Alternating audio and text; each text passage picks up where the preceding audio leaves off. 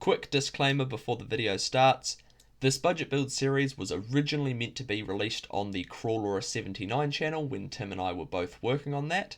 Unfortunately, circumstances have changed and the budget build has dragged out a lot longer than anticipated and is now getting released on my channel. There's going to be a couple of continuity errors. I'm very sorry about it, but hopefully it doesn't detract from the overall video series. Kia ora guys, how's it going? Welcome back to the Low Range Life and welcome to our budget build series.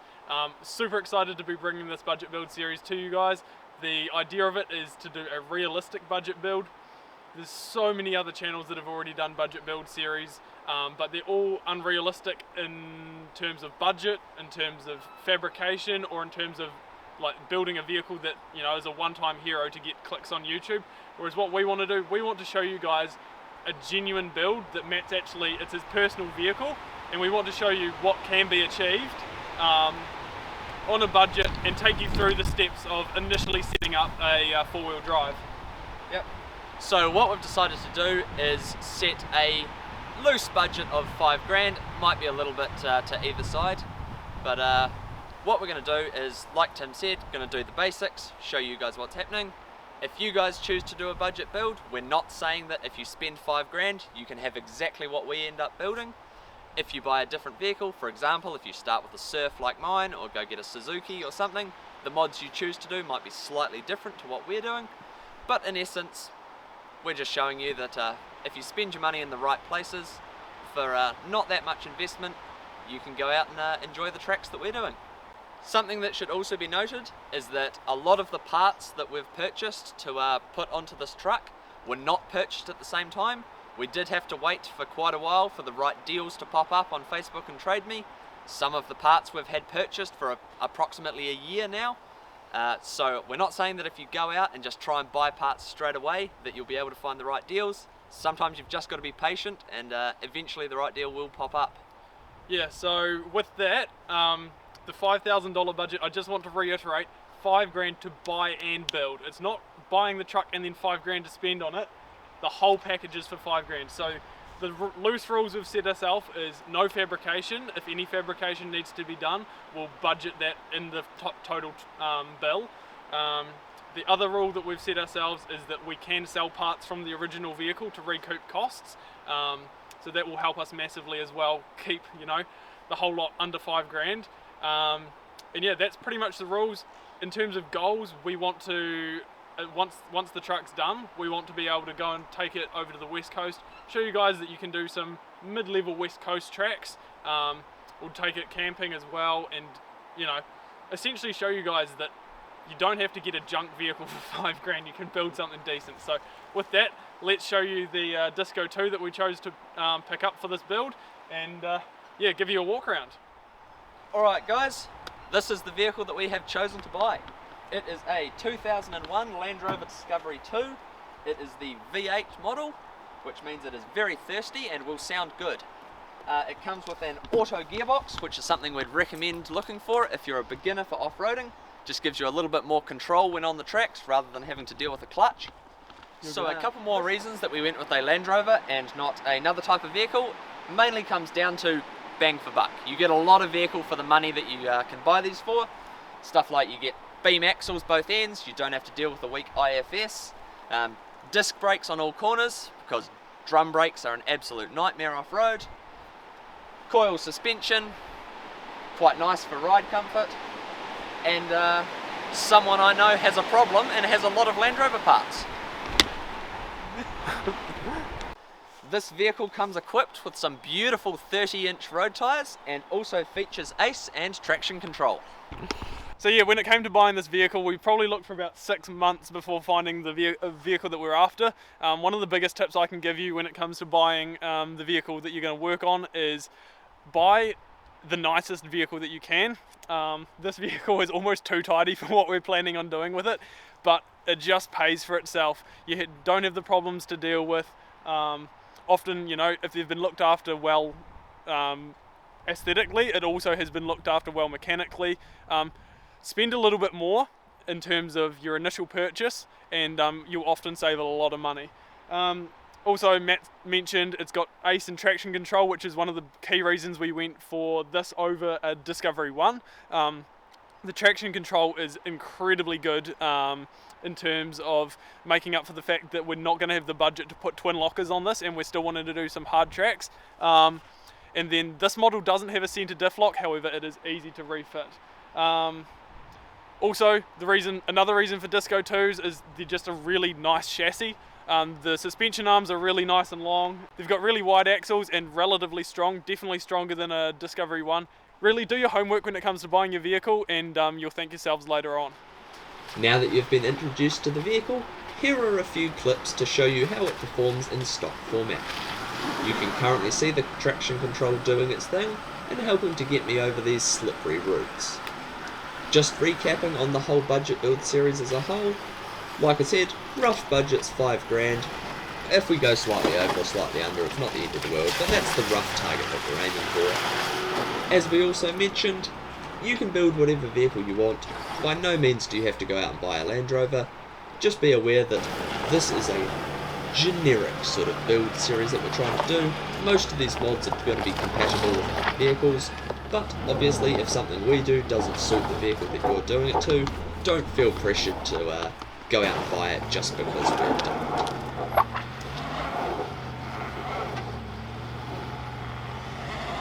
Straighten up!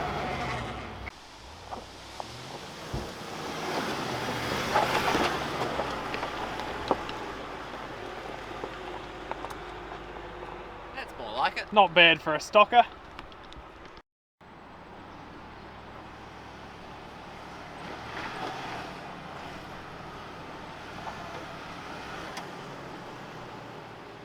Well, as you can see, we're back in the shed, ended up getting a little bit rained out, but as you saw, the truck is very capable in stock form.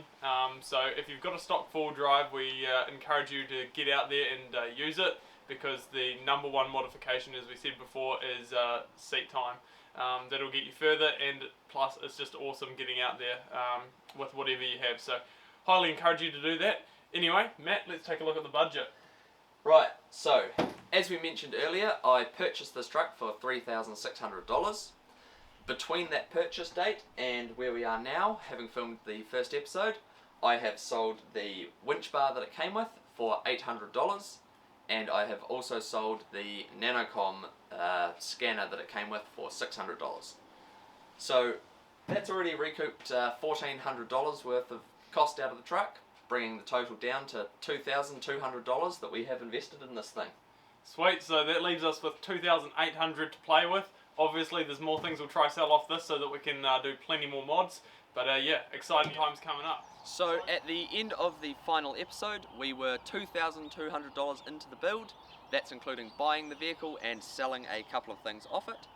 What we're now going to be doing is tackling the first round of modifications. So these are free modifications that you can do, essential safety things that you should do, and a couple of other fairly basic cheap things that you should also look at doing when you're starting to take a vehicle from stock to something you can use off-road. That's right, and unfortunately when it came to filming this episode we had some technical difficulties. We ended up losing a lot of the footage, which was pretty gutting, but we're making the best of a bad situation. We're going to roll the footage that we've got, and then we'll do a wee walk around of the truck at the end and address all the things that we don't have footage of, so that you can see where we're at anyway. So with that being said, I reckon we jump straight into taking a look at the front bumper chop we did and starting installing some tow points.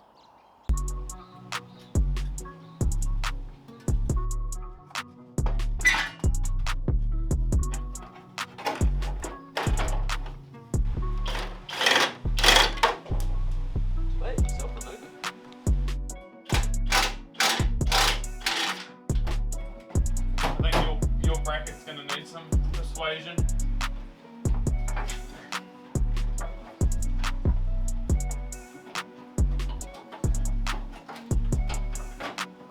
Did it?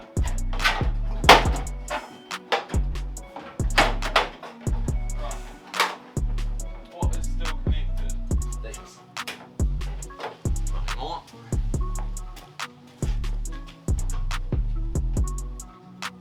Nothing more. And whatever.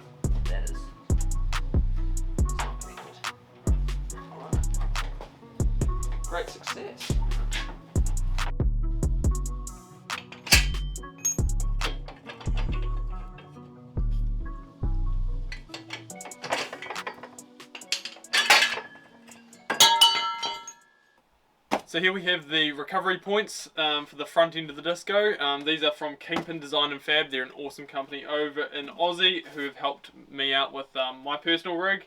But yeah, as you can see, they're fairly hefty.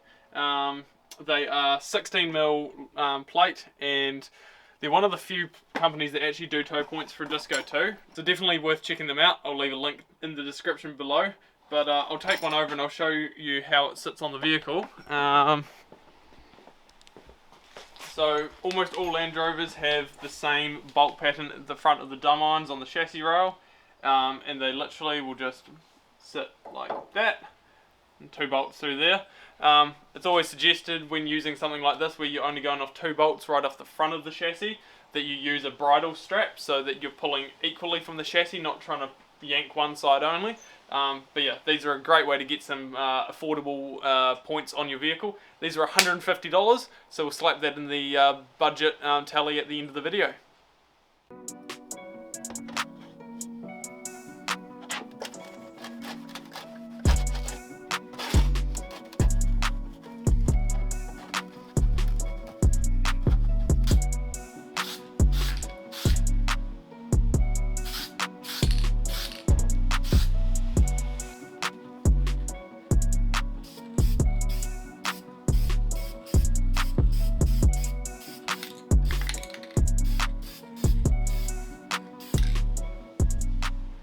And then we have it. Those are the tow points all painted and ready to bolt on. One thing to note, paint your recovery points nice and bright colour. Obviously we've gone for the orange. But yeah, something nice and bright so that when it's buried in the mud or underwater, the person who's trying to hook up the rope to you or whatever can actually find them. If it's black, it just blends in with everything else and makes it a bit of a nightmare.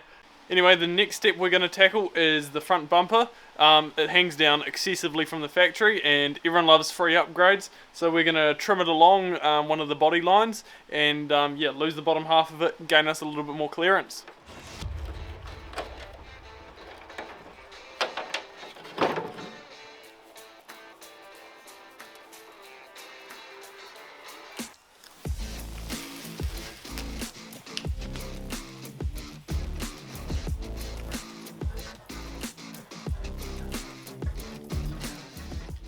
Garbage. You're a child. I am child.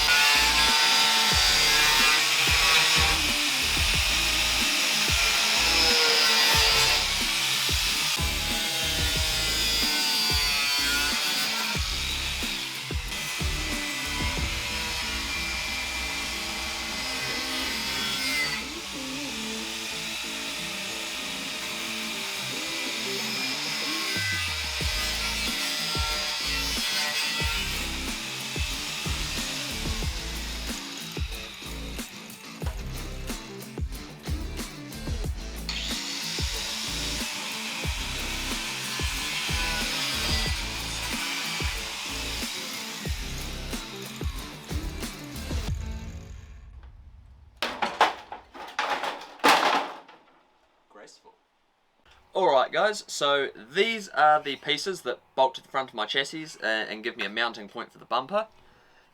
With our recovery points, they are going to be bolted onto the side of the chassis at the same point that these are. However, these holes are too small to allow our bolts to go through, because we've gone with big boy bolts for extra strength. So these will need to be filed out a little bit.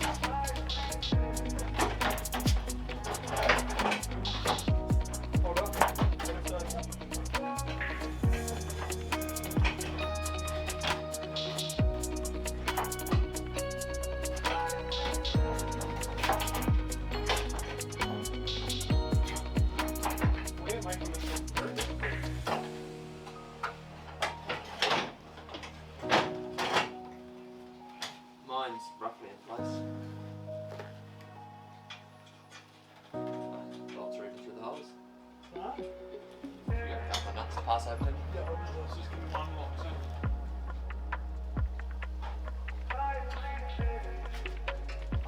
Better access as well.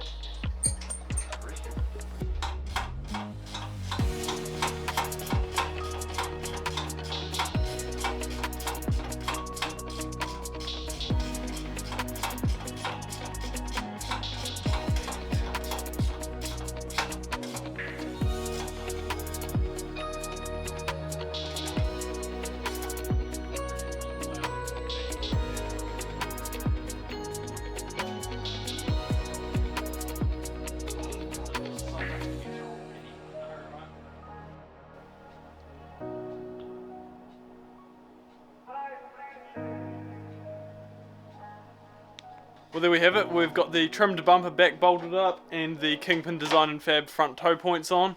As you can see, sitting under there looking good. Key thing to do is make sure that you've got the head of the bolt at the shear end. You wouldn't want the threads on this section here. Ideally, you have the shank going the whole way through and then washers spacing it out like we have. But worst case, you want the shank of the bolt going through this bit where it's going to be trying to rip off. So yeah, very pleased with that. It's looking good, and the trimmed bumper has it's increased the looks, it's increased the approach angle monumentally. So yeah, it's wins all round. Anyway, onto the next bit. Righto guys, so now that we've completed our recovery points in the front, we will move on to recovery points in the rear. Now the easiest way to do this is to remove your toe ball and just chuck a shackle through the toe bar. Absolutely need to stress that no matter what the situation is, do not recover off your toe ball. These are not rated in any way for recoveries and can be very deadly if the bolt through here snaps. We've seen it happen before where members of the four-wheel drive community have been killed when one of these snaps and shoots through the back window of the recovering truck. So under no circumstances should you use the toe ball for recovery. What you do instead is, like I said, you take it out, stick one of these through, and the toe bar itself is perfectly fine, it's strong, bolted straight to the chassis, and that will provide an adequate recovery point. That's correct. Yes. Don't worry, I'm just struggling with the whole righty-tighty, lefty-loosey while upside down. Happens to the best of us. And me as well. Got him. I will call that a success, but I don't know if that's just turning. Right. It's turning. Pipe wrench for that.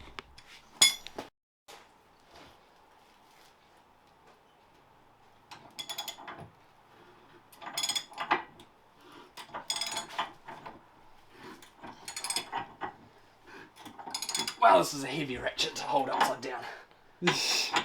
Far out.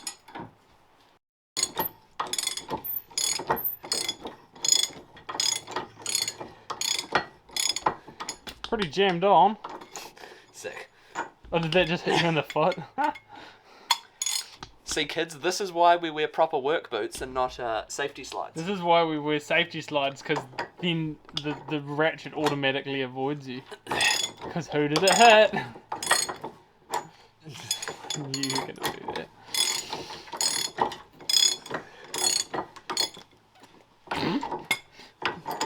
I've been given a dud ratchet here.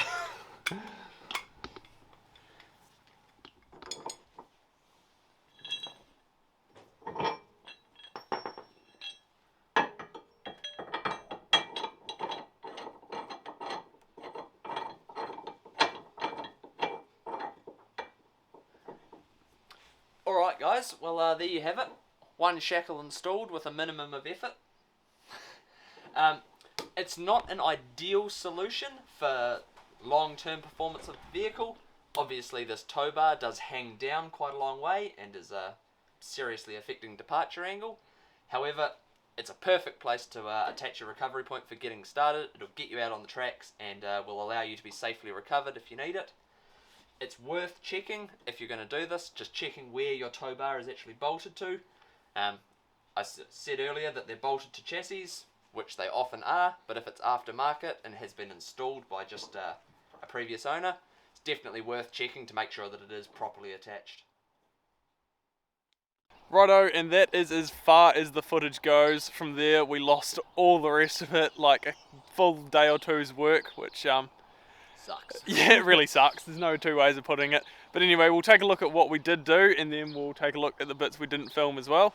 Anyway, speaking of safety, we also threw a fire extinguisher in, which we cannot stress enough, you've got to do. Coming from someone who's had a truck catch on fire and burn a fair way to the ground, highly recommend it. You should always carry a fire extinguisher with you, even if it's not for your own use. It's just the cheapest insurance you can have when you're away from civilization, so throw one in.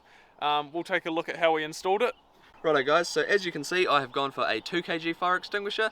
The minimum you can buy is a 1 kg, however I would thoroughly recommend going for something a bit bigger than that. In a lot of situations a 1 kg is just not enough to get a fire fully out, and it would be an absolute shame to have to watch something burn just because your fire extinguishers run out. So yeah, go for a little bit bigger and you'll thank yourself later. When it comes to mounting your fire extinguisher, it's as simple as these 2 bolts. So what we've done is we have hole sawed a little bit of the sound deadening away, just so we can get a riv nut gun down there, hole through the floor and 1 riv nut per bolt, and that is a very secure way to mount it. Obviously check underneath if you're going to do this, make sure you're not going to be drilling straight through a fuel line or something important like that. But yeah, it's as simple as that. One other thing to add quickly is it's worth getting one with a metal cage that clamps onto the fire extinguisher, as opposed to like just one which kind of hugs it. In like the event of a rollover, the fire extinguisher can come free and then you've got a 2 kg missile flying around. Get one that clamps down and locks down on it, and then you're a lot safer. One of the more obvious modifications that we've done is the snorkel install, obviously for waterproofing reasons, but it's also just better for your vehicle breathing cleaner air.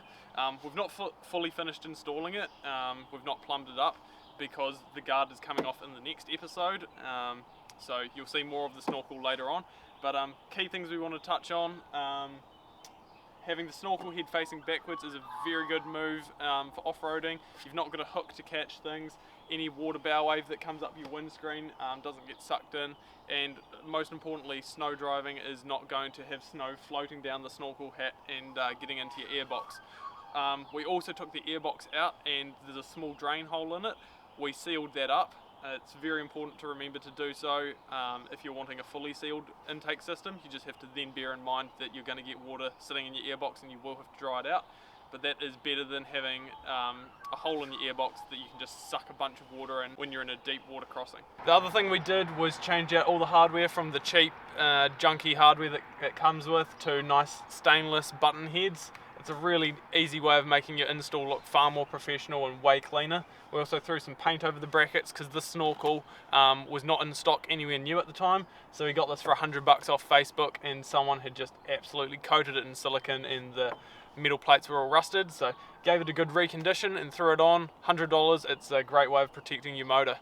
In terms of the install itself, you literally just have to use the template that a snorkel should come with to cut the hole in your guard. In terms of mounting to the A-pillar, we've just used riv nuts through the skin of the A-pillar only, and using riv nuts over tech screws just gives a far cleaner, more professional finish. Anyway, that is everything with the snorkel install. We'll now take a quick look at the diff breather install that we did, continuing the theme of waterproofing.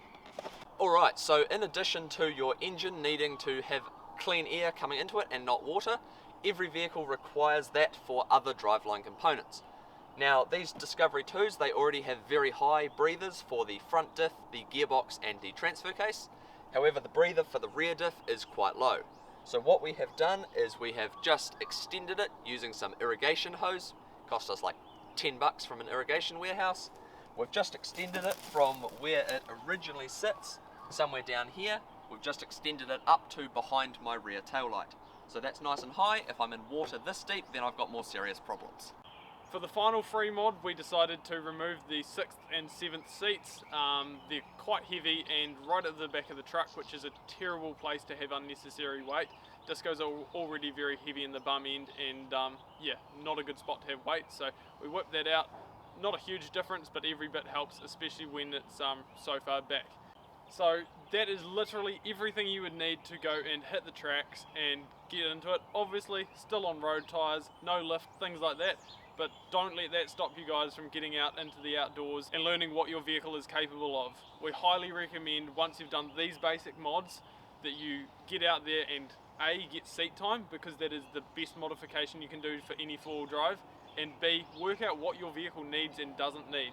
Spending all your money on mods is all good and well, however, a lot of the time you can end up going down a rabbit hole and doing mods that you really don't need to do, and sometimes can actually be detrimental to what you end up using the truck for.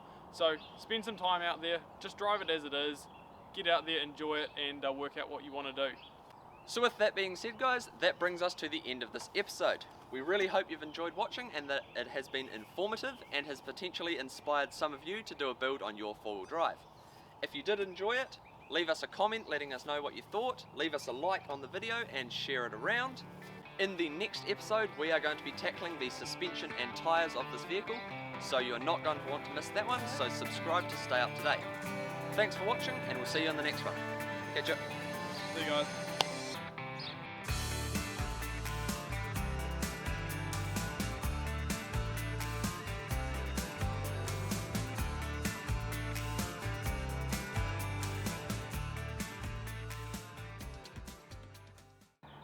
Thanks for watching. Thank you all very much for watching. Catch you all in the next one. Cheers guys, we'll see you there. No, that's your one. No, that is the channel's one. Oh, Right, you got it. I don't remember that. What am I saying? Thank you all very much for watching. Now I can't. Thank you all very much for watching. Oh, wing it, bro. It's fine. Yeah, and you'll say, Yeah, I'll mess it up again. It's fine. see you later guys, we'll see you in the next one. See you next week. See. Right, good luck. Good luck, good fun.